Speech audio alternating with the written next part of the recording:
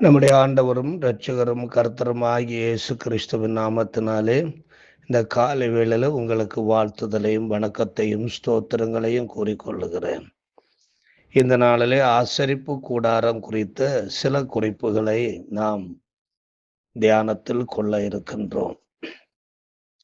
யெகோவா தேவன் தமது ஜனங்களை சந்திக்கும்படியாக ஏற்படுத்திய ஆதிகால ஒழுங்குமுறைதான் ஆசரிப்பு கூடார ஒழுங்குமுறையாகும்.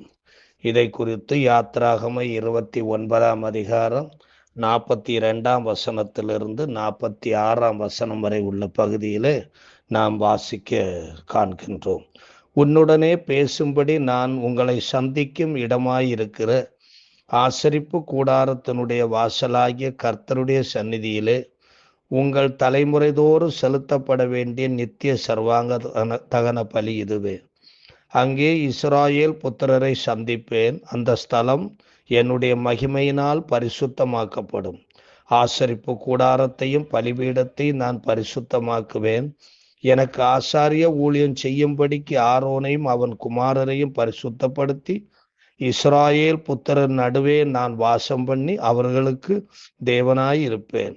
தங்கள் நடுவே நான் வாசம் பண்ணும்படி தங்களை எகிப்து தேசத்திலிருந்து புறப்பட பண்ணின நான் தங்கள் தேவனாகிய கர்த்தர் என்று அவர்கள் அறிவார்கள். நானே அவர்கள் தேவனாகிய கர்த்தர்.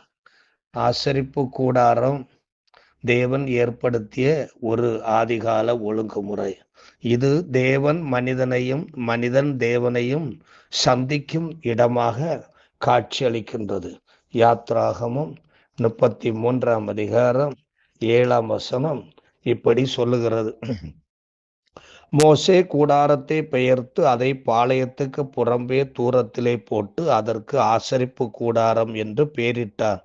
கர்த்தரை தேடும் யாவரும் பாளையத்துக்கு புறம்பான ஆசரிப்பு கூடாரத்துக்கு போவார்கள் என்று சொல்லப்பட்டிருக்கிறது.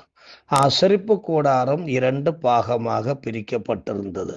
முதலாம் கூடாரத்தில் குத்துவிளக்கு, மேசை, சமூக தப்பங்கள், இது பரிசுத்த ஸ்தலம் என்று அழைக்கப்பட்டது.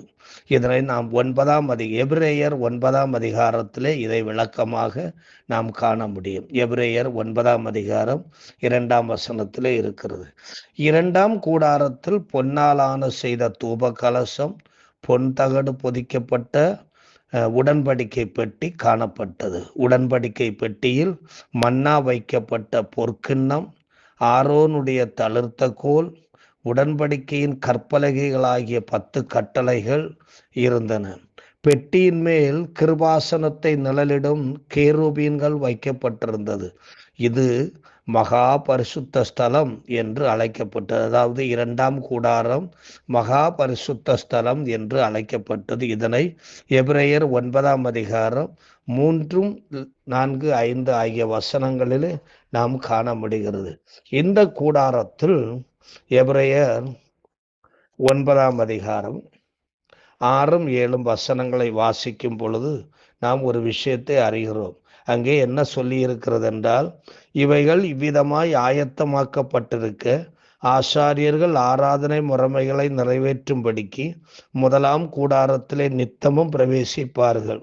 2ஆம் கூடாரத்திலே பிரதான ஆசாரியன் மாத்திரம் வருஷத்திற்கு ஒரு தரம் இரத்தத்தோடு பிரவேசித்து அந்த இரத்தத்தை தனக்காகவும் ஜனங்களுடைய தப்பிதங்களுக்காகவும் செலுத்துவான் என்று அங்கே அழகாக வர்ணிக்கப்பட்டிருக்கின்றது. இங்கே ஆண்டவர் மக்களோடு பேசும்படியாக வருவார். என்னாகமம் 7ஆம் அதிகாரம் 89ஆம் வசனத்திலே இப்படி சொல்லப்பட்டிருக்கிறது. என்னாகமம் 7ஆம் அதிகாரம் 89ஆம் வசனம்.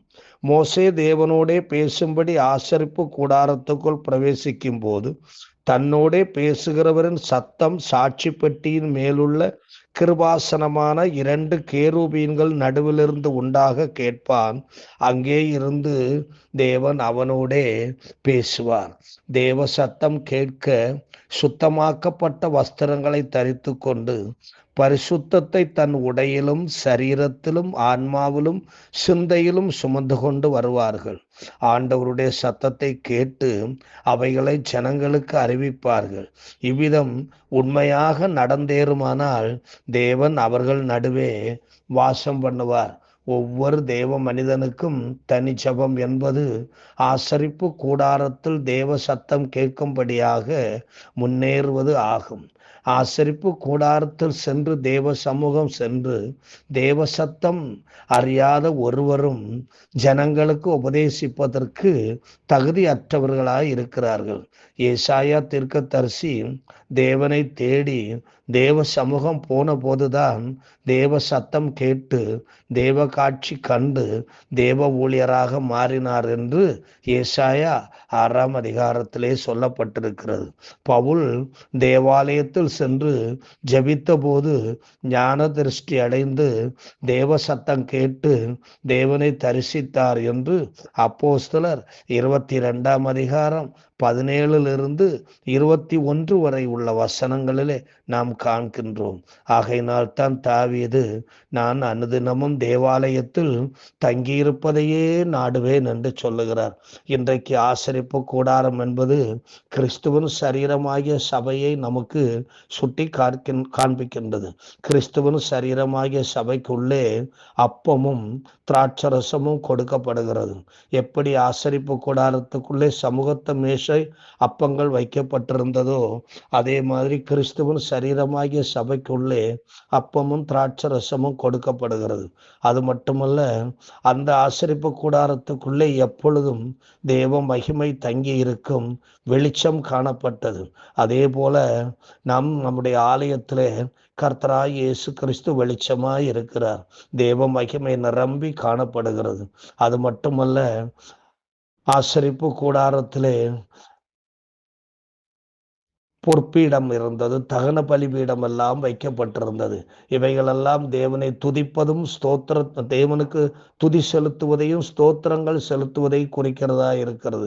கர்த்தருடைய ஆலயத்தில் வருகிற தேவ பிள்ளைகள் எப்பொழுதும் தேவனை துதித்து கொண்டும் ஸ்தோத்தரித்து கொண்டும் இருக்க வேண்டும் என்று ஆண்டவர் எதிர்பார்க்கிறார். அப்படிப்பட்ட இடத்துல தேவ மகிமை வெளிப்படும், தேவ சத்தம் கேட்கும். தேவ சத்தம் கேட்டு நாம் நம்முடைய வாழ்க்கையை செம்மைப்படுத்தி தேவராட்சியத்து நேரான மக்களாக, தேவனுக்கு பிரியமான மக்களாக வாழ முடியும்.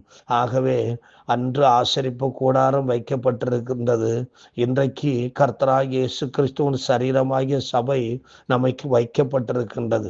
அவர் தன்னை பலியாக நமக்காக ஒப்பு கொடுத்து தம்முடைய சரீரமாகிய சபையை நமக்காய் தேவன் ஏற்படுத்தி இருக்கிறார். அங்கே சென்று நாம் பிதாவாகிய தேவனை ஸ்தோத்தரித்து தொழுது கொண்டு கர்த்தராகிய இயேசு கிறிஸ்துவுக்கு மகிமையும் கனத்தை நாம் செலுத்துகிறவர்களாய் இருக்க பரிசுத்த ஆவியானவர் நமக்கு உதவி செய்வாராக. அன்பு நிறைந்த ஆண்டவரே, இந்த காலை வேளையில உம்மை நன்றியோடு ஸ்தோத்தரிக்கிறோம்.